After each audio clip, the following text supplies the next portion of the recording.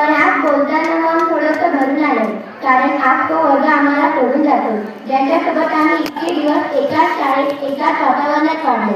8व्या वर्गापासून ते 10वीपर्यंत तुमच्यासोबतचा आमचा प्रवास खूप खास होता. आम्ही तुम्हाला सिनियर म्हणून पाहिलं, पण कधीच दूरपणा जाणवला नाही. नेहमी मदत, मार्गदर्शन आणि कधी कधी मस्तीही मिळाली.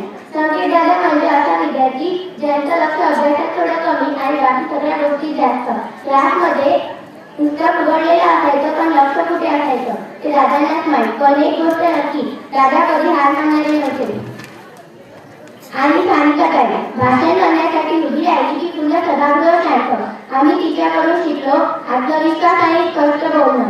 कुछ लोग हमारी जिंदगी में इस तरह आते हैं कि जाते वक्त दिल का एक हिस्सा रह जाते हैं. 10वीच्या वर्गाची मैत्री खूप सुंदर होती. भांडण झाली, चिडचिड झाली, पण शेवटी सगळे एकत्र आलो. ही मैत्री फक्त शाळेपुरती नव्हती, ती मनातून होती. आम्ही 10वीच्या वर्गाकडून खूप काही शिकलो. वेळेचं महत्त्व, शिस्त, एकमेकांचा आदर आणि सगळ्यात महत्त्वाचं कठीण वेळेत एकमेकांची साथ कशी द्यायची. दोस्ती ओ नहीं जो हर रोज मिले, दोस्ती ओ है जो हर हाल में साथ चले. आज तुम्ही आम्हाला सोडून जाता. शाळा 30-40, वर्ग 30-30, पण तुमची जागा कोणीच भरू शकणार नाही.